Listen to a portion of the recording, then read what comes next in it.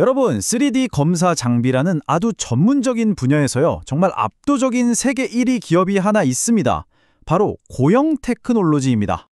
그런데 말이죠. 이렇게 탄탄해 보이던 회사에서 최근에 좀 충격적인 소식이 나왔습니다. 바로 반기 보고서 때문인데요. 시장이 깜짝 놀랄 만한 내용이 있었어요. 오늘 이 부분을 한번 제대로 파헤쳐 보겠습니다.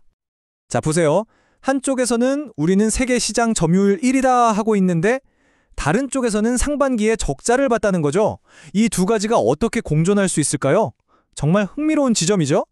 이 미스터리를 풀려면요, 먼저 이 회사가 뭘로 돈을 버는지 그 핵심 사업부터 차근차근 살펴봐야 합니다. 고영 테크놀로지의 주력 제품은 바로 3D 검사 장비인데요. 이름이 좀 어렵게 들릴 수 있지만 사실 간단해요. 우리가 매일 쓰는 스마트폰이나 자동차 안에 들어가는 아주 작은 부품들 있잖아요. 걔들이 제자리에 잘 붙어 있는지, 혹시 불량은 없는지 3D로 아주 정밀하게 검사하는 뭐랄까 품질 지킴이 같은 기계라고 생각하시면 됩니다. 덕분에 불량을 미리 싹 잡아내는 거죠. 그리고 이 분야에서 고영의 위치는요, 정말 독보적입니다. 3D SPI라는 장비는 2006년부터 또 3D AOI라는 장비는 2010년부터 단 한 번도 세계 2위 자리를 놓친 적이 없어요. 무려 10년이 훌쩍 넘는 시간 동안 계속 시장을 지배해온 겁니다. 전 세계 3,900개가 넘는 고객사가 이걸 증명해주고 있죠. 이 차트를 보시면 회사의 매출이 어디서 나오는지 딱 보입니다. 그쵸? 두 핵심 제품이 전체 매출의 86% 이상을 차지하고 있어요. 이게 뭘 의미하냐면 사업 구조는 굉장히 안정적이지만 반대로 말하면 이 두 제품에 대한 의존도가 아주 높다는 뜻도 됩니다. 이렇게 안정적인 핵심 사업을 가진 고영이 다음 먹거리로 뭘 선택했는지 아세요? 정말 의외의 분야입니다. 바로 의료용 로봇이에요. 아니, 검사 장비 만들던 회사가 갑자기 웬 뇌수술 로봇 하실 수 있는데 이게 정말 똑똑한 전략입니다.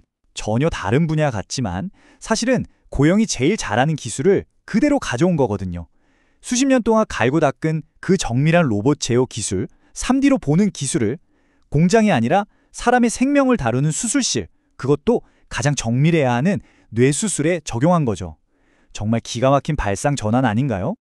그리고 이게 그냥 말로만 하는 게 아닙니다. 실제로 진행되는 걸 보면 이 회사가 얼마나 진심인지 알 수 있어요.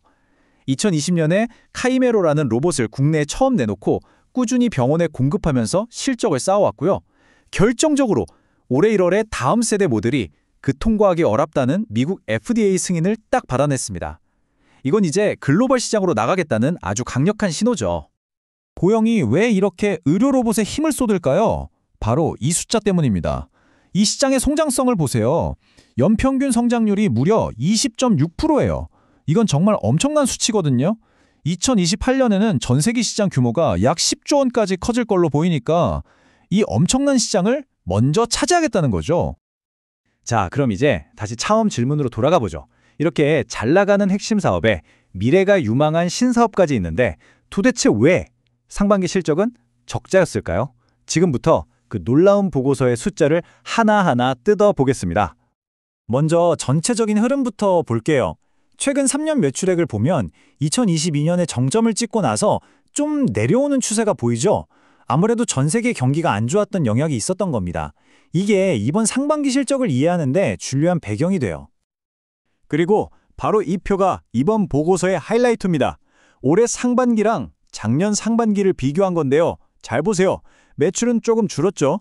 그런데 신기하게도 본업에서 얼마나 이익을 냈는지를 보여주는 영업이익은 53억에서 57억으로 오히려 늘었습니다. 사업 자체는 더 잘했다는 거예요. 그런데 맨 아래 최종 성적표인 당기순이익은 146억 흑자에서 갑자기 마이너스 15억, 즉 적자로 확 돌아섰습니다. 적자 전환이라는 충격적인 헤드라인이 바로 여기서 나온 겁니다. 그래서 결론은 이겁니다. 핵심은 본업은 여전히 흑자라는 거예요. 물건 팔아서 남는 장사를 하고 있다는 거죠. 그럼 적자는 어디서 났냐? 바로 의료 로봇 같은 신사업에 쏟아붓는 연구 개발비, 즉 R&D 투자나 여러 금융 비용 같은 영업 외적인 부분에서 돈이 많이 나간 겁니다. 그러니까 회사의 본질적인 경쟁력이 흔들린 게 아니라 미래를 위한 투자를 하느라 일시적으로 마이너스가 된 거라고 해석할 수 있는 거죠. 자, 그럼 이 모든 상황을 종합해 볼 때 지금 고용 테크놀로지는 어떤 갈림길에 서 있는 걸까요? 이 그림이 지금 고용의 상황을 가장 잘 보여주는 것 같아요.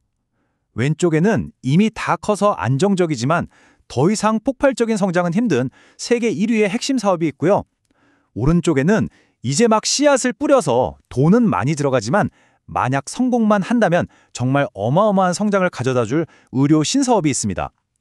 말 그대로 안정과 성장, 이 두 마리 토끼를 다 잡아야 하는 숙제를 안고 있는 셈이죠. 결국 모든 질문은 하나로 모입니다. 과연 고용 테크놀로지의 이 과감한 베팅은 성공할 수 있을까요? 이 의료 로봇 사업이 회사의 새로운 성장 엔진이 돼서 예전처럼 높은 성장과 수익성을 다시 가져다 줄 수 있을지 시장은 지금 그걸 지켜보고 있습니다. 이번 분석이 마음에 드셨다면 좋아요와 구독, 알림 설정 부탁드립니다. 다음 영상도 꼭 시청해주세요.